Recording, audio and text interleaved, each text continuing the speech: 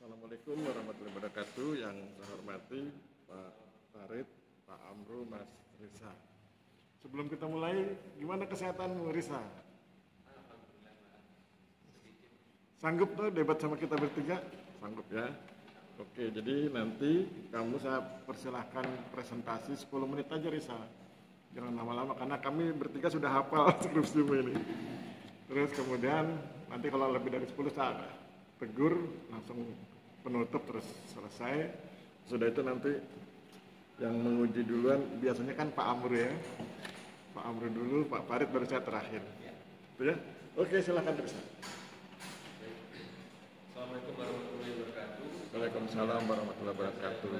Pak Aris Doro selaku dosen Komisi 1, Bapak Abdul Haris selaku Komisi 2, Bapak Abdul selaku Komisi 3. Jadi pada kesempatan ini saya akan memaparkan skripsi saya dengan judul kolaborasi antar stakeholder dalam pemberdayaan UMKM melalui penataan akses ke keluarganya. Jadi yang pertama ada latar belakang. Jadi berdasarkan pasal 23 ayat 3 menyatakan bahwasanya kekayaan Indonesia ini dikelola oleh negara dan ditujukan untuk masyarakat, sehingga dapat diartikan bahwasanya negara dalam hal ini ingin mensejahterakan masyarakatnya. Nah, salah satu upaya dalam mencapai tujuan tersebut, reforma agraria menjadi salah satu acuan yang mana dengan memanfaatkan tanah guna meningkatkan sumber perekonomian pada masyarakat. Untuk mewujudkan hal tersebut, maka pemerintah dalam hal ini melakukan perubahan dengan menerbitkan, yaitu pada Perpres nomor 62 tahun 2023, yang mana dijelaskan di sana reforma agraria ini dilakukan melalui dua, yaitu legalisasi aset dan penataan akses. Yang mana penataan akses ini diartikan sebagai pemberian terhadap modal atau bentuk lain kepada subjek pelaku UMKM untuk mensejahterakan masyarakat tersebut.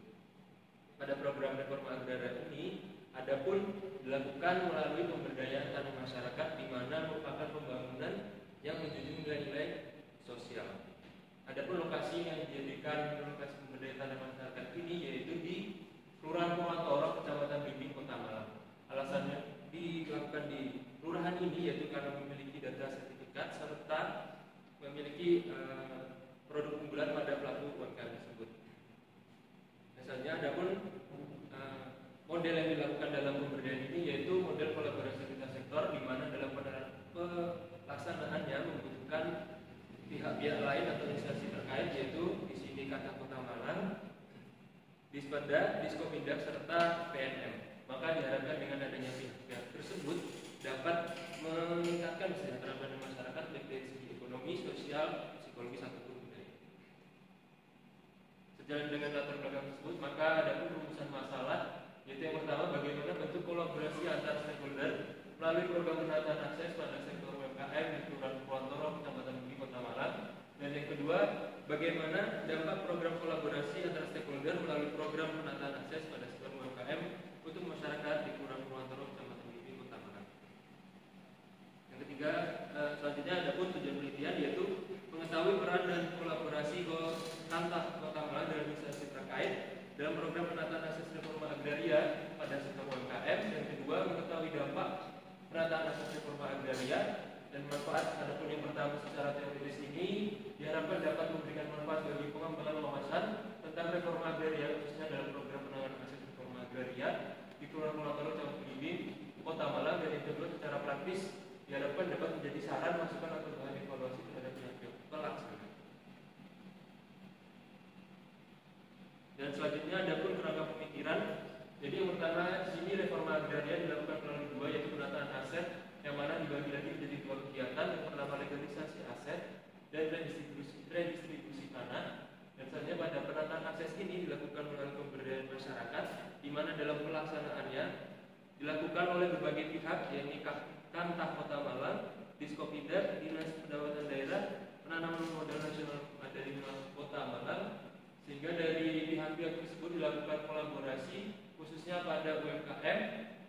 Dari kolaborasi tersebut akan dilihat dampak dari segi aspek sosial, ekonomi, budaya, psikologi, dan budaya tadi. Lalu selanjutnya ada pun metode penelitian.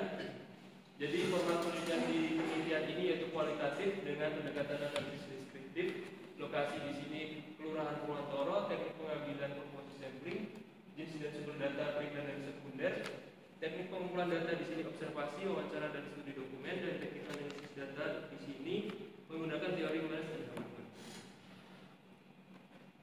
Berikut merupakan teori analisis data menurut Miles dan Hamilton, yaitu yang pertama adalah pengumpulan data.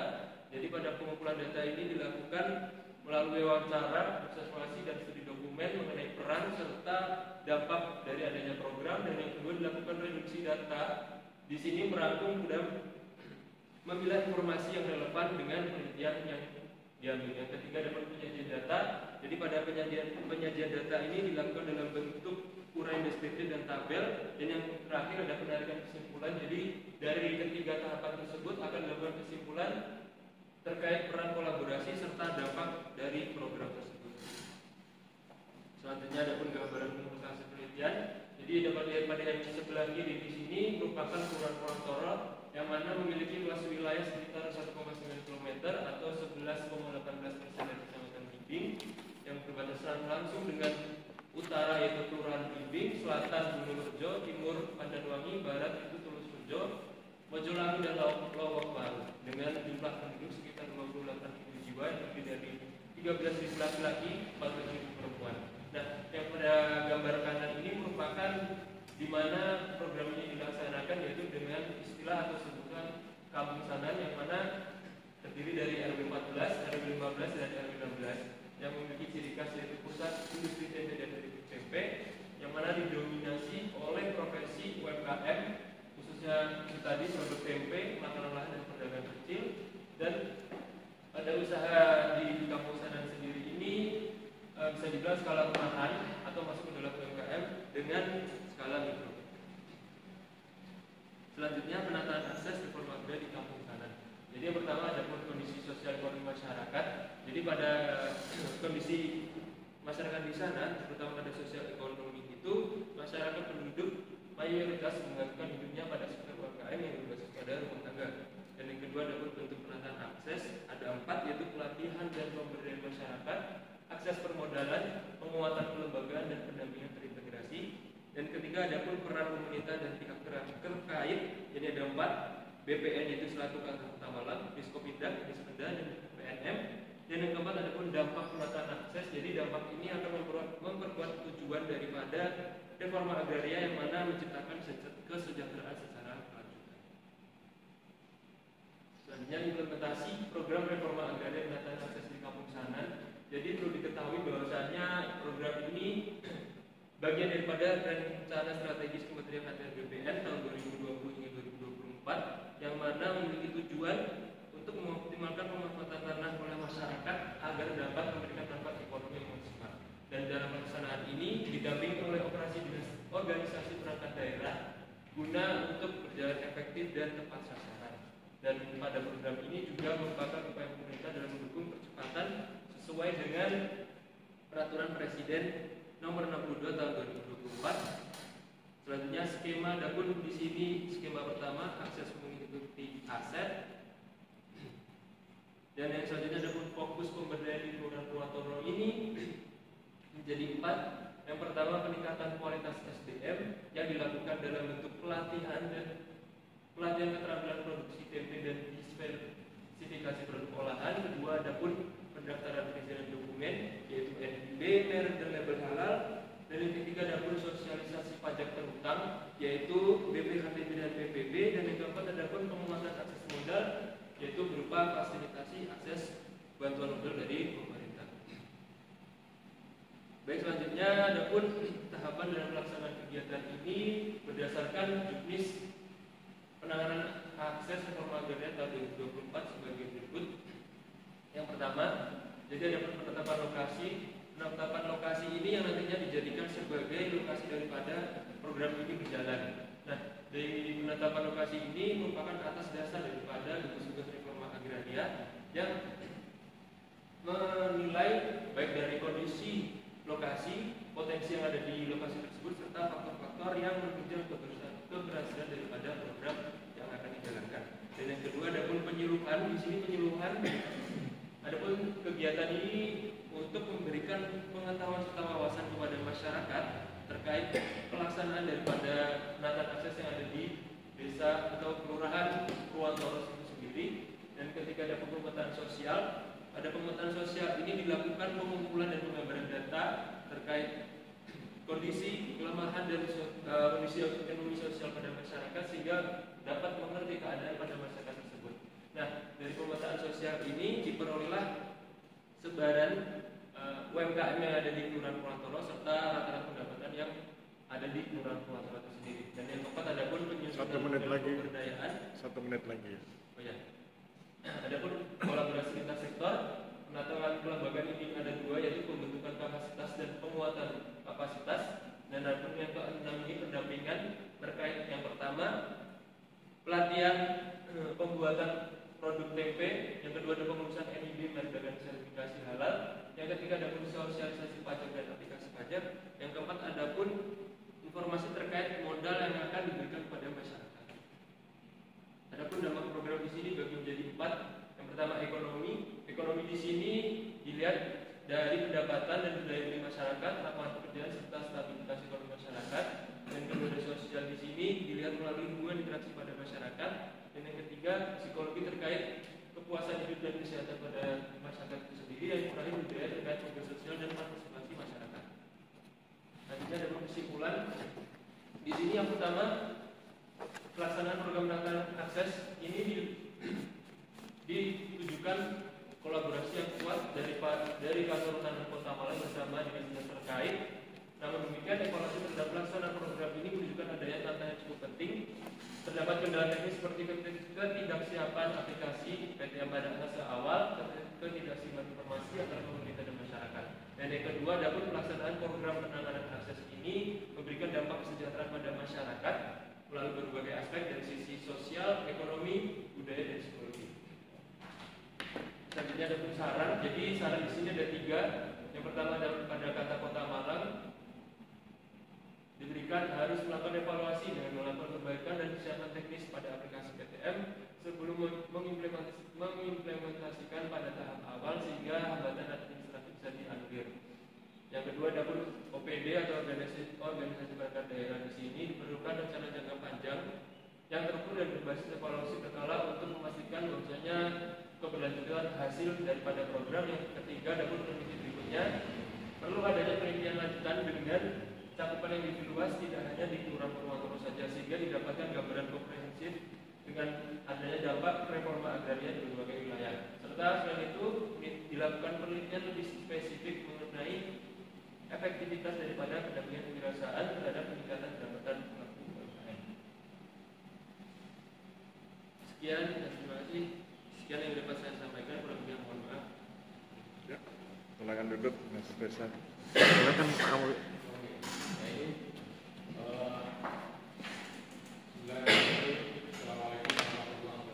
Waalaikumsalam warahmatullahi wabarakatuh.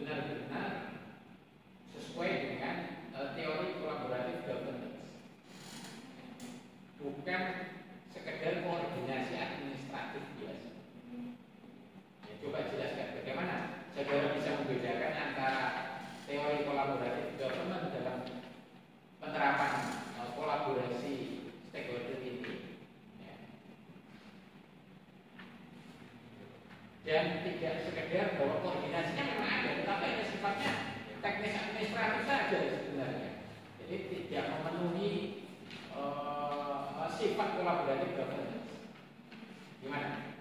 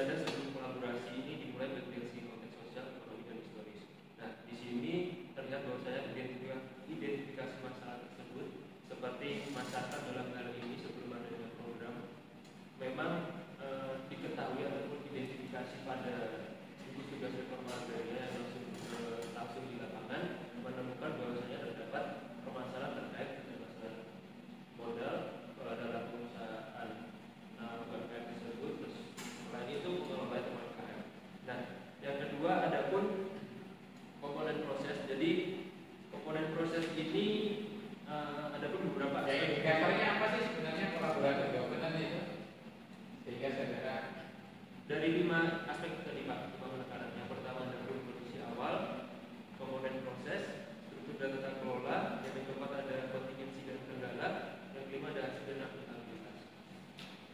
Dan tadi saya dapat saya jadikan sebagai indikator bahwasanya kolaborasi ini berjalan antar lintas. Oke, yang pertama saya jalani. Kamu melihat ada struktur kolaborasinya? Struktur kolaborasi. Ada Pak. Apa ditunjukkan dengan? Di sini ditunjukkan melalui yang ketiga Pak, yaitu struktur dan tata kelola. Jadi di sini dibagi lagi menjadi beberapa elemen kunci. Yang pertama struktur ini tujuan, jelas pada pelaksanaan ini tujuannya untuk mensejahterakan pada masyarakat itu sendiri Pak, dengan membuka permodalan. Dan yang kedua ada pun pembagian tugas. Jadi pembagian tugas ini setiap pihak memiliki peran masing-masing dalam pelaksanaannya. Seperti kantor hutan di sini mengurus sertifikasi tanah, Diskopindah ini memiliki peran dalam pelatihan UMKM, dan Dispenda dari sini pendampingan terkait pajak, dan PNM yaitu mengelola pemodalan. Dan yang ketiga ada pun aturan pada suatu organisasi. Di sini ditunjukkan melalui SK Kepala Kantor Hutanan Kota Malang dalam membentuk tim para, yang mana di situ dijelaskan bahwa saya terkait jabatan dan jabatan dalam tim, yang mana di sini Kepala Kantor Hutanan Kota Malang sebagai ketua, Kepala Kelurahan Purwokerto sebagai ketua, Kepala Seksi Pendataan dan Pemberdayaan sebagai anggota, Penata Penata Mandiri sebagai anggota, dan Penata Penata Utama sebagai anggota, Analisis Hukum sebagai anggota, Pengadministrasi sebagai anggota, Operator anggota. Dan yang terakhir ada pun hubungan lokalitas. Jadi di sini hubungan yang dimaksud itu hubungan antara atasan dan bawahan dalam pengambilan keputusan.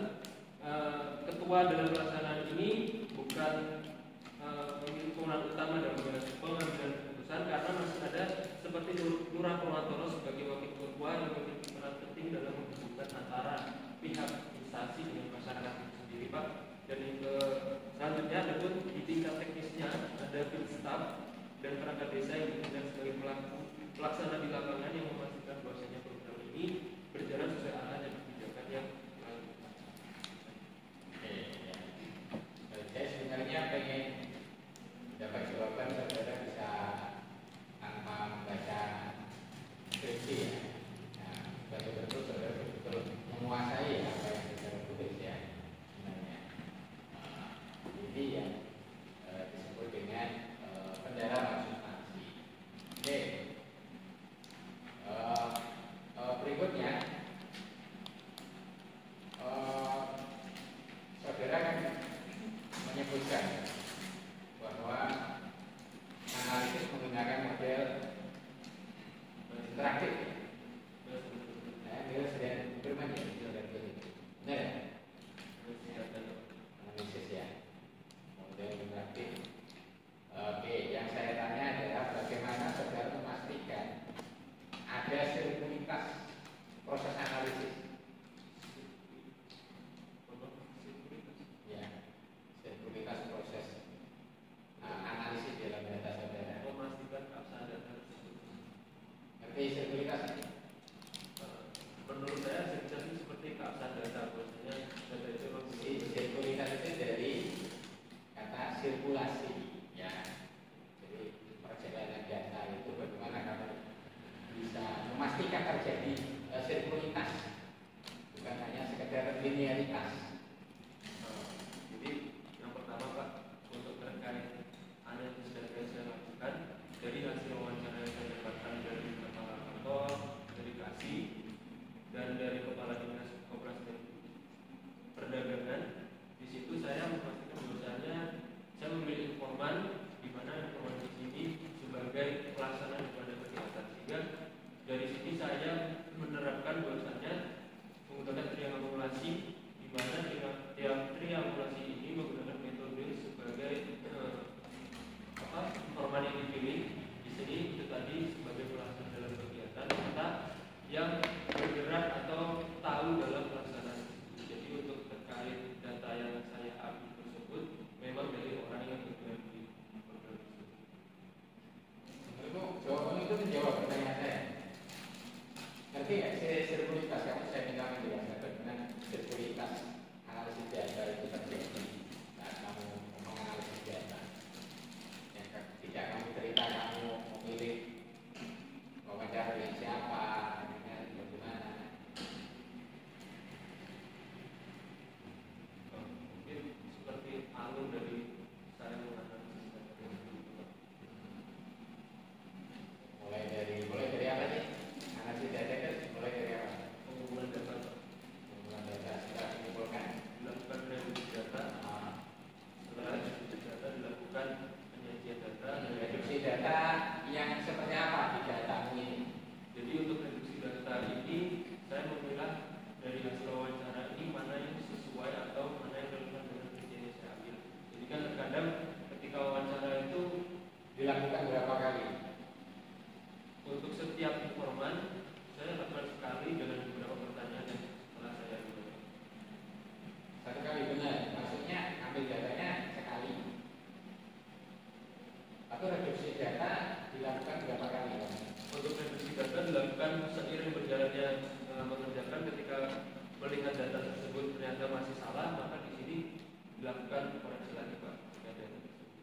Oke. Setelah reduksi data, Dilakukan penyajian data. oke. Yang kamu sajikan Di penyajian data ini berdasarkan apa? jadi pada penyajian data ini saya lakukan dalam bentuk tabel terkait seperti data-data jumlah penduduk seperti UMKM yang tersebar di kelurahan Purwokerto itu sendiri, dan selanjutnya dalam bentuk deskripsi atau naratif seperti itu Pak. Jadi selain daripada tabel saya juga membuat dalam bentuk penyajian data sebagai narasi. Ya gitu ya. Jadi sekuritas itu kamu diminta bagaimana perjalananmu melakukan analisis dari data-data termasuk memastikan data benar ya. Benar. Oke, Mas. Tanya terakhir. Saya ingin saudara membuat refleksi. Saya misalkan begini, kalau saudara diberi kesempatan untuk membuat penelitian yang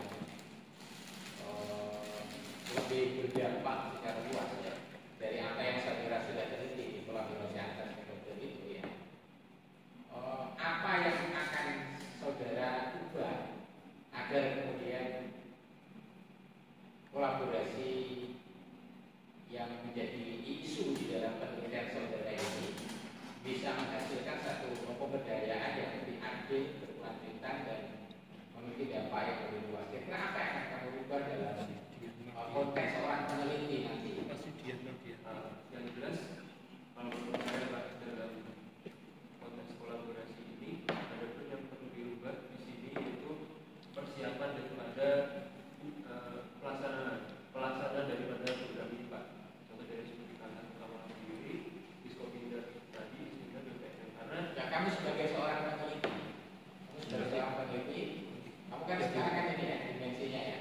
Nah, apa yang akan kamu ubah sih agar penelitianmu ini bisa lebih berdampak, lebih luas? Berbicara pada penelitian hari ini, hasil penelitian apa kira-kira?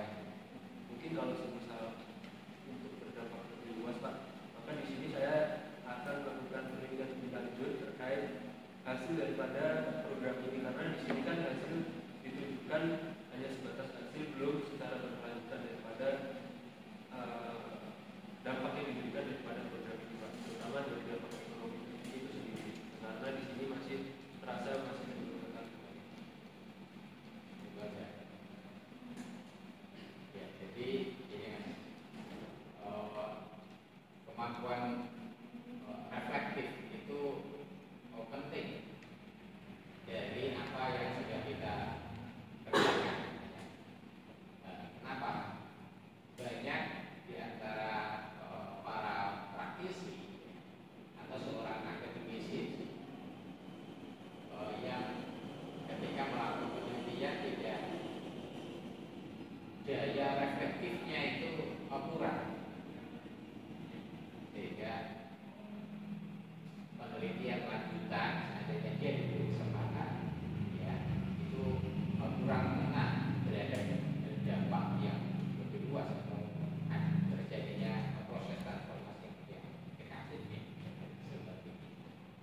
Oke, saya kira itu saja. Pak Aris. Oke, terima kasih. Lanjut. Terima kasih Pak Aris dan Pak Kamila. Saudara Reza Haringan Nugroho, semoga nggak ada hubungan dengan Pak Kusbio Nugroho. Tidak ada yang namanya kakak.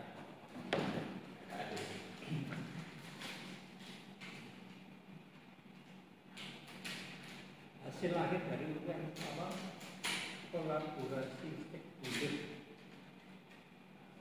UMKM itu apa? Jadi hasil akhirnya di sini sebagai bentuk evaluasi daripada program. Jadi dengan adanya program ini nanti hasilnya akan dilihat apakah sesuai dengan petunjuk teknis yang ada di penanganan akses informal. Oke, bentuk teknis dari akses reform agraria. Nah, sekarang apa hubungannya antara UMKM dengan reform akses reform agraria, terutama penataan akses?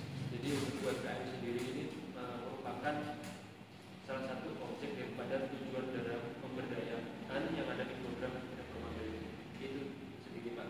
Jadi reforma agraria ini salah satunya memberdayakan melakukan pemberdayaan tanah pada masyarakat, di mana pemberdayaan tanah masyarakat tersebut salah satunya ditujukan pada UMKM. Sehingga di sini dapat diartikan bahwasanya UMKM ini merupakan tujuan atau sasaran daripada reforma agraria. Nanti tanah dengan UMKM. Ya, jadi aset yang mereka miliki dilanjutkan dalam untuk mengakses ekonomi tersebut dilakukan UMKM seperti tanah yang mereka miliki. Lalu tadi tujuan program tercapai akses apa? Indikator tercapainya akses reforma agraria itu apa reforma agraria itu?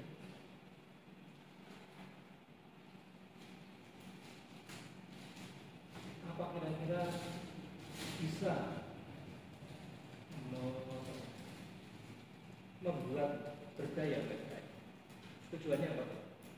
Kalau dari segi tujuan sesuai dengan rencana sebenarnya memang untuk memberdayakan UMKM, namun dalam pelaksanaan terutama dalam konteks yang ada di Kelurahan Ponorogo sendiri Pak belum terasa seperti mendapatkan pembinaan signifikan terutama pada ekonomi masyarakat.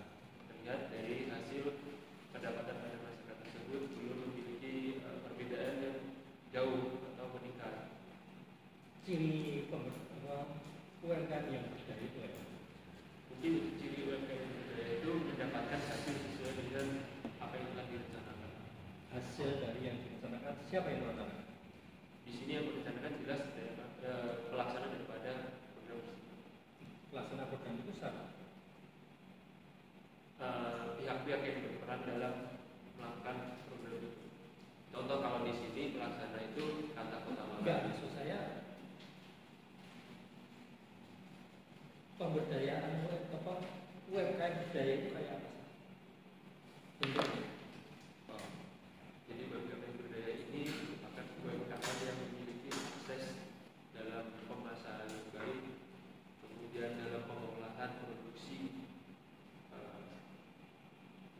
yang mereka miliki dengan baik. Selain itu memiliki seperti tenaga kerja yang mencukupi dalam produksi setiap harinya, dan segi pendapatan juga memberikan pendapatan ataupun mendapatkan income yang sesuai dengan apa yang mereka jual. Nah, yang paling penting income, ya kan? Income. Oke. Usaha mereka yang apa ya kayak staff dan sebagainya itu apa sih? Staff di sini itu sebagai Pendamping Pak. pendampingan di sini itu diartikan sebagai pelatihan Pak, atau bentuk pemberian pelatihan keterampilan pada masyarakat tersebut. Nah di sini Filsaf sebagai pelaksana di lapangan. Cuman itu. Nah Filsaf itu dari kata kota Malang, kalau dari Dispopindang ada segi perwakilan dari tugas. Oke, peran dari kantor pertahanan ya beri pelatihan apa? Kalau dari kata Kota Malang sebenarnya sendiri menghubungkan antara dari pihak-pihak tersebut pada masyarakat. Tapi namun dalam pelaksanaan Menghubungkan antara pihak-pihak kayak Diskopindah, Dispenda dan kayak itu menghubungkan ya itu sebagai guru. bukan kan masyarakat sudah terhubung dengan Diskopindah. Mungkin sudah terhubung Pak, tapi dalam pelaksanaan program ini mungkin masyarakat masih sedikit belum mengenal. Maka di sini peran dari kata Kota Malang selaku pelaksana daripada program legalisasi aset yang pernah dilakukan oleh PTSL dilanjutkan pada program penataan akses ada kali. Ya sebenarnya masyarakat juga Diskopindah pasti punya program ini. Ya seperti sudah ada. Kan udah mengenal. Nah makanya itu pelatihan mereka itu apa sih? Hanya mengenalkan aja. Ini sudah kenal. Ya kan sudah kenal. Misalkan Pak Amu punya program UMKM, Pak Aris sebagai pemberdayaan masyarakat, saya UMKM. Pak Amu mau mengenalkan, ya sudah kenal kenapa? Jadi untuk bisa sendiri ini menggunakan pelatihan dalam bentuk pengolahan produksi Pak. Jadi produksi Produksinya. ya produksi daripada ini tadi. Produksinya. Sama terkait pengelolaan dalam pengusahaan UMKM tata kelola ini. Tata kelolanya atau contohnya? Tata kelola di sini seperti mengatur keuangan. Jadi kami didapat dengan jumlah biaya untuk yang dikeluarkan untuk modal usaha tersebut seperti produksi jumlah yang dilakukan. Oke. Kalau pemasaran? Kalau permasalahan di sini itu terkait jadi pelaku UMKM ini permasalahan dari hasil pemerintahan sosial terkait keterbatasan modal, yang kedua terkait pengelolaan UMKM tadi. Ya, yang paling penting itu adalah bagaimana memasarkan produk. Itu paling penting. UMKM apapun dia produknya sudah dilatih ini sudah. Dia punya produk banyak, tapi gimana juga nggak bisa. Nah ini makanya peran dari itu Diskopindah itu dia gimana cara memasarkan mereka. Ini Pak, jadi untuk pemasaran ini setelah dilakukan program ini maka dilakukan seperti mendatangkan pembeli bayar itu. Yang kedua terkait seperti dilakukan workshop. Jadi Diskopindah di sini menawarkan siapa yang ingin mengikuti seperti itu, nanti dari masyarakat ini boleh mendaftar untuk ikut daripada program tersebut untuk memasarkan daripada produksi. Workshopnya itu gimana? Untuk workshopnya sendiri itu sebenarnya di dinas bidangnya ada Pak. Jadi kadang setiap hari akhir pekan kalau nggak salah itu di display di Diskopindah itu ya. Terus ada lagi? Jadi yang saya dapatkan dari yang mungkin gitu. Cuma itu ya. Gimana bisa mengenalkan? Orang-orang bayar itu tahunnya itu dia ke kantor kabupaten belum tentu. Nah, lewat pameran-pameran. Contoh pameran itu apa? Pameran. Workshop pameran tapi bukan di kantornya. Kalau kantornya ya nggak mungkin. Juga seperti pameran-pameran begitu ya. Iya, pameran di mall atau pameran di kalau di sini Jogja CIC ya, Jakarta Fair kan macam-macam. Lah mereka dibawa duitnya dari mana?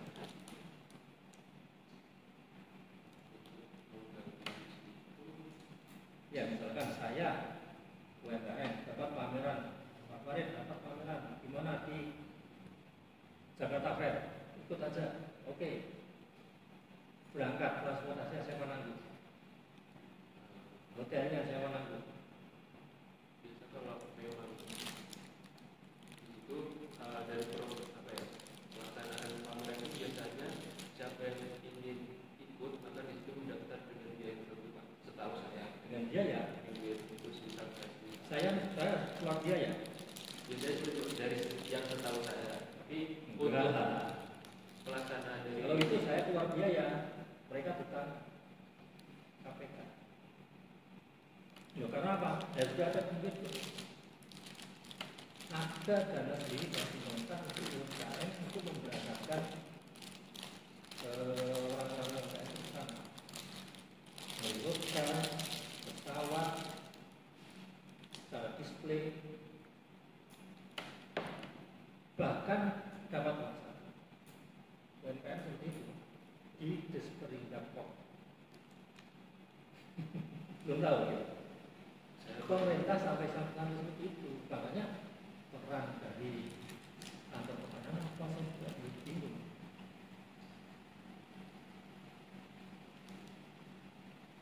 Nah sekarang BPN bisa nggak seperti itu? Ya seperti itu. Ya terus terang, saya juga ikut juga UMKM. Saya pernah ke Batam, gratis biaya hotel sana, pesawat, TP, dapat. Terus pengepakan kan bawa barang ya, sama displaynya itu juga kita.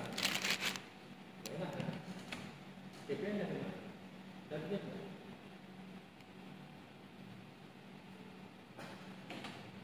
kok bisa mengenalkan misalnya juga bingungnya itu kolaborasinya. BPN nggak punya duit untuk itu. Saya pergi mana ke Jakarta, di Jakarta Fair, apa, semua dapat. Dan UMKM kecil-kecil ada makanan, ada kerajinan dan sebagainya, diangkat dari sini. Nah di Jogja sini yang ada apa saja dinasnya? Dinas Koperasi, Balai Bisnis, Dinas Perindustrian, Perdagangan, sendiri-sendiri, dan bank. Kayak Bank Mandiri, Bank BRI, dia punya UMKM, dia belum berangkat. Nah ini sebenarnya kuncinya pada perbankan itu. Kalau mau akses itu, penataan aksesnya itu kuncinya ada di perbankan.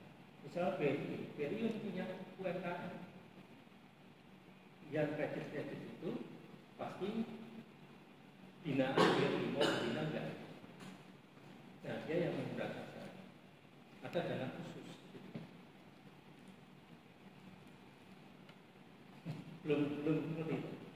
Makanya saya reformasi aja pemberdayaan masyarakat UMKM, saya sudah mengalami.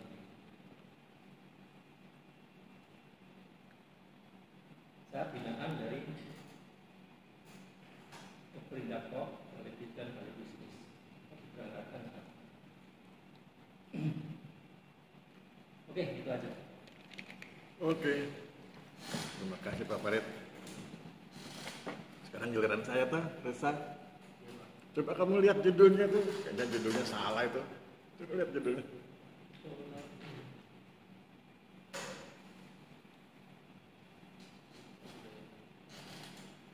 Apa yang salah dari judulnya? Kan kalau judulnya sudah salah, kita diskusinya salah dong.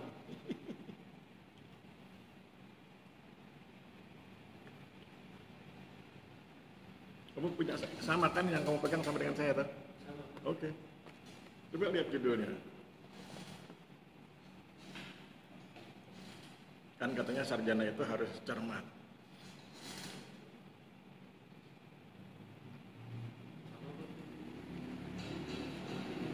Sama. Yakin sama? Kalau saya tunjukkan salahnya pasti kamu ketawa.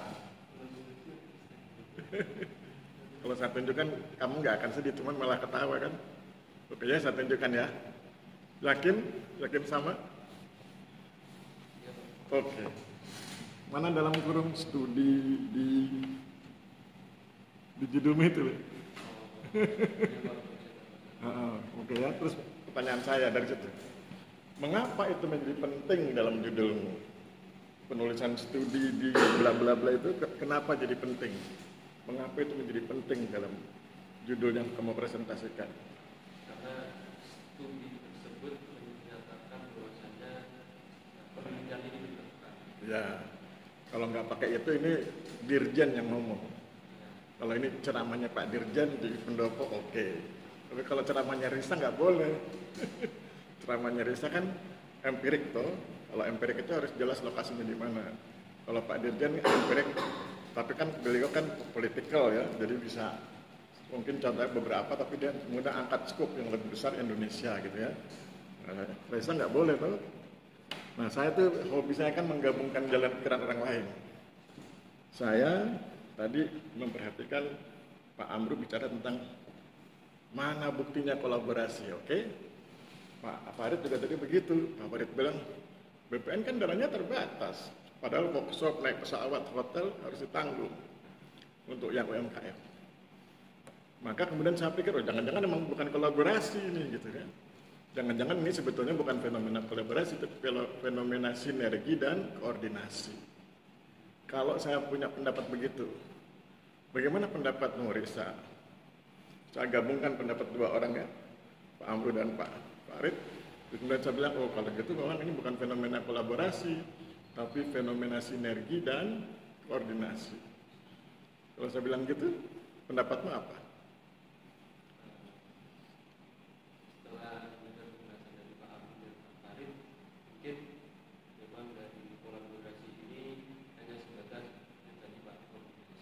Kalau kamu bilang gitu langsung nggak lulus. Karena ganti judul kan ganti semua. Kamu harus bertahan lah dengan judul ini. Masa pukulan pertama sudah kalah. Bertahan. Yang saya butuhkan dari kamu itu argumentasi. Bukan menyerah. Kalau menyerah nggak lulus. Nggak boleh judul tiba-tiba baru pertanyaan pertama sudah, judulnya nggak cocok Pak, ganti. Nggak lulus. Apa argumentasimu? Kamu harus pegang betul, kan judulmu sudah dibimbing sekian banyak orang. Jadi kolaborasi ini, kenapa dikatakan kolaborasi antar stakeholder dalam pemberdayaan UMKM? Karena dalam pemberdayaan UMKM ini melibatkan banyak kompleks Pak. Di sini kompleks diartikan yang pertama terkait aset. Aset di sini BPN harus di sini sebagai peran BPN dalam mengatasi aset tersebut. Nah di sini ditunjukkan oleh PT Aset dari tadi Pak. Nah kemudian dalam pemberdayaan UMKM ini UMKM biasanya kan memiliki kelayakan dalam perusahaan, ditunjukkan dalam bentuk NIB dengan halal dan merek itu tadi. Nah di sini peran dari Diskopindak dalam membantu pendaftaran dokumen perizinan tadi Pak. Nah selanjutnya terkait Dispenda di sini memberikan bentuk dalam sosialisasi terkait pajak. Nah, Lanjut. Nah, di sini Dispenda memberikan informasi kepada masyarakat bahwasanya tanah yang sudah disertifikasi memiliki kewajiban dalam pajak kalau di PNBP dan PBB. Kemudian pada PNM sendiri terkait akses permodalan karena UMKM ini kan memang dari segi masalah yang dialami masyarakat di situ terkait keterbatasan modal, sehingga PNM di sini kayak memberikan bantuan ataupun menawarkan jenis program sesuai dengan UMKM tersebut. Jadi kamu yakin ini kolaborasi toh? Gitu. Kalau kamu nggak yakin gimana kita bertiga bisa yakin? Nah, tapi itu belum puas nih Resa. Kita belum puas karena kita kan ilmuwan ya. Bagaimana kamu bisa menunjukkan ini kolaborasi? Kamu harus menjelaskan bedanya kolaborasi, sinergi, dan koordinasi supaya kami bertiga yakin, oh iya benar kolaborasi. Kamu tunjukkan ke kami bertiga, oh ini kolaborasi seperti ini Pak, sinergi seperti ini, koordinasi seperti ini. Supaya kami yakin, oh yes ini kolaborasi.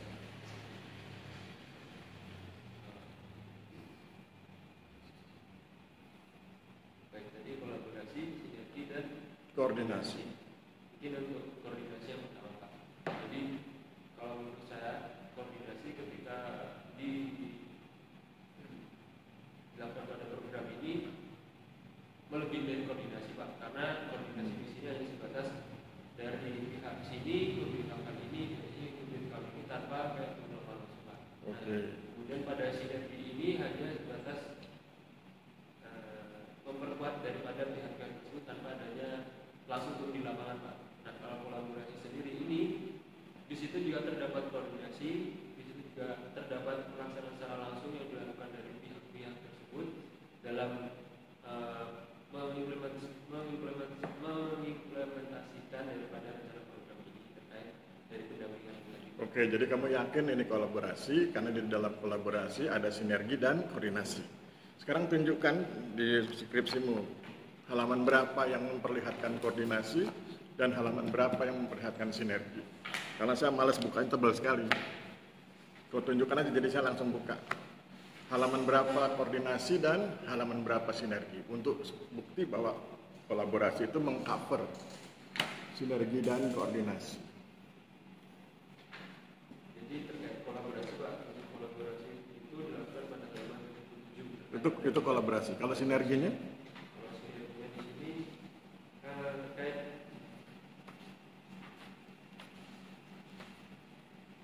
Kan kamu bilang kolaborasi mengcover ya, mencakup sinergi dan koordinasi.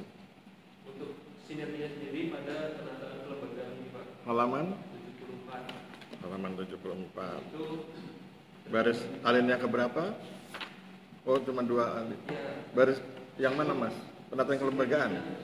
sinerginya dari yang saya pahami itu dilakukan melalui 2 kegiatan Pak. Yang pertama, bagi responden yang belum mendapatkan kelompok maka diberikan kelompok, dan yang kedua yang sudah memiliki kelompok maka di situ akan dilakukan penguatan kelembagaan, dan disitulah sinergi diterapkan Pak, Sinergi siapa dengan siapa?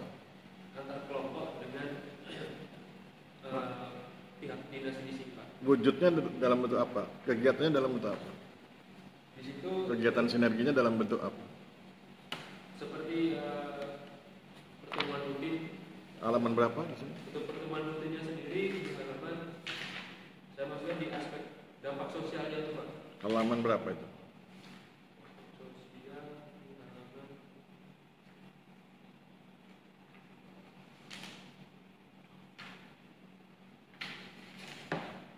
85 Pak. 85. Ya, Oh, jauh juga ya. karena di situ terkait dampaknya. Oke. Sekarang terakhir koordinasi, terakhir nomor 1 ini kan baru 1 pertanyaan. Koordinasinya mana? Halaman berapa? Untuk koordinasi di sini terkait ini Pak. Halaman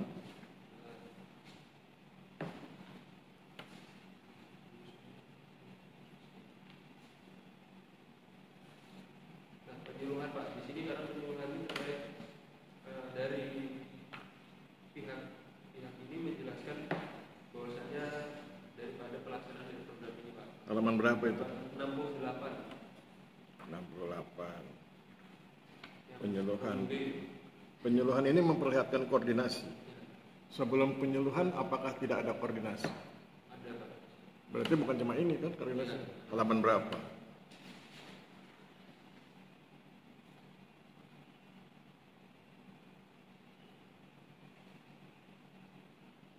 Untuk penetapan lokasi sebenarnya juga menerapkan dari koordinasi Pak. Jangan-jangan seluruh tahapan melibatkan aspek koordinasi. Seluruh, misalnya ada 6 tahapan misalnya ada 6 tahapan. Tahap 1 sampai 6 itu penuh dengan, atau orang bilangnya pekat dengan koordinasi. Betul tuh begitu tuh. Kan kamu nggak akan bisa penyuluhan kalau nggak koordinasi sebelum. Nanti kamu ngomong apa, dia ngomong apa. Kamu lokasinya di desa mana, nanti di kooperasinya di desa mana. Berarti kan semua tahapan pekat dengan koordinasi toh. Oke, jadi itu bukti bahwa ini kolaborasi karena mengcover sinergi dan koordinasi. Saya masih ingin menggunakan kritiknya Pak Amrullah. Tadi kan Pak Amrullah bicara tentang penelitian yang berdampak ya. Oke, tadi masih ingat yang beliau sampaikan, penelitian yang berdampak. Nah, dalam bahasa metodologinya disebut meaningful research. Terus tadi kemudian Pak Farid bilang UMKM-nya berdaya enggak? Nah, dalam bahasa metodologi itu berkaitan dengan aspek partisipasi. Maka kemudian kalau itu kita gabung, jadi orang menyebutnya sebagai meaningful participation. Partisipasi yang bermakna. Pertanyaan saya, apa karakter partisipasi yang bermakna?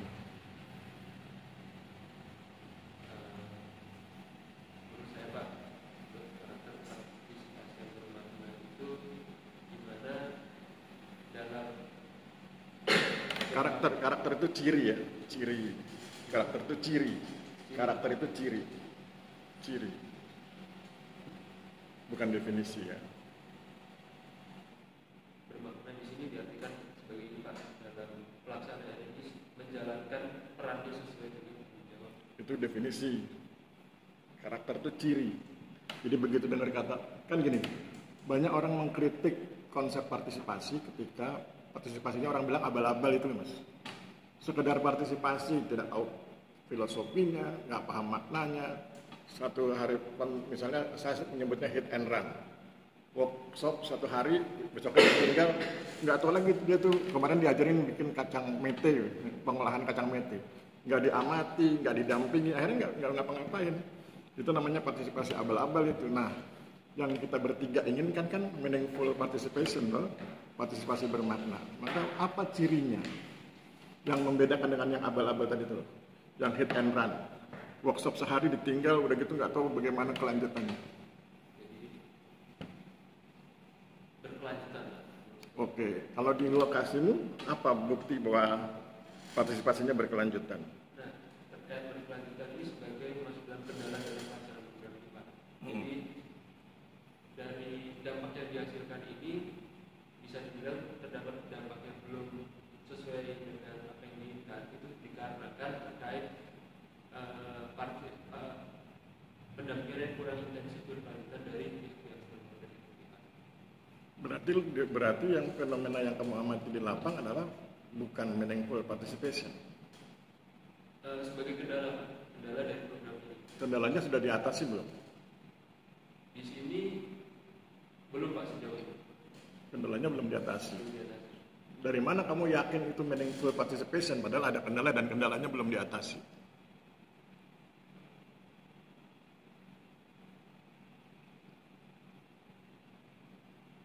Sebenarnya dalam dikatakan meaningful participation tadi nggak sepenuhnya Pak, karena masih terdapat kendala dan dari pihak-pihak tersebut juga. Meaningful participation itu ide atau realitas?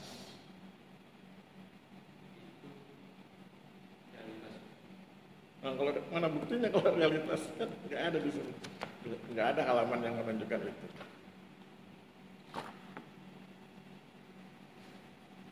Kan kendalanya belum diatasi toh. Oke, sebetulnya itu ide. Ketika saya menyebutnya itu ide bukan berarti buruk. Ide itu kan harus diimplementasikan agar menjadi realitas. Kalau kamu belajar sosialisme, belajar teman-teman yang ke kiri-kirian, mereka bilang jangan takut pada fakta. Kalau hari ini faktanya belum terwujud, tahun depan harus diwujudkan. Membentuk fakta, bukan menunggu fakta.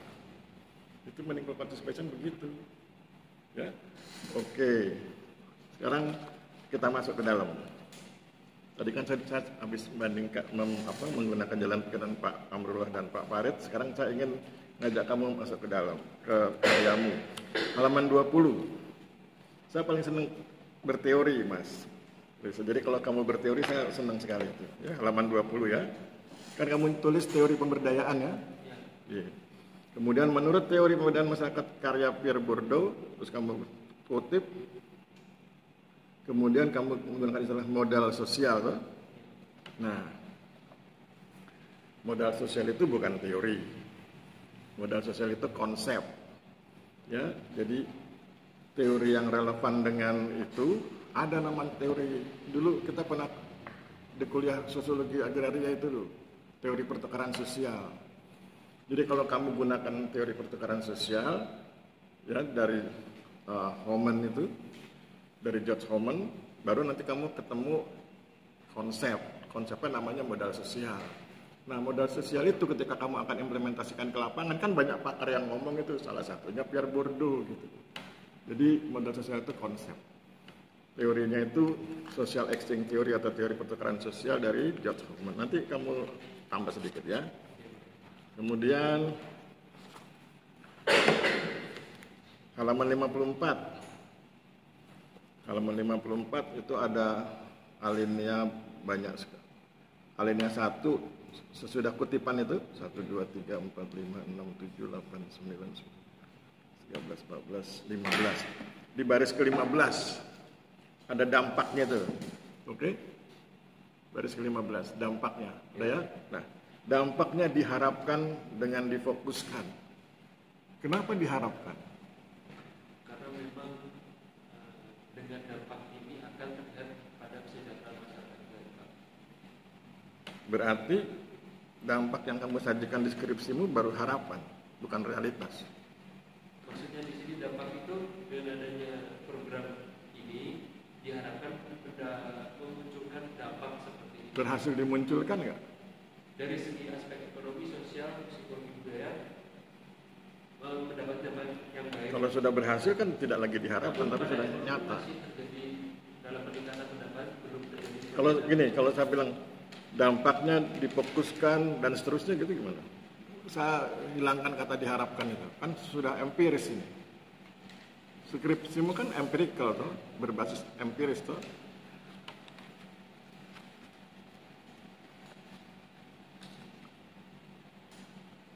Habis Reza, aku mau nanya lagi tapi sudah habis.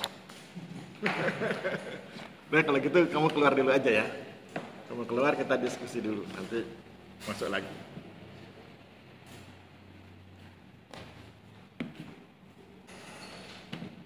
Monggo Pak Amrul.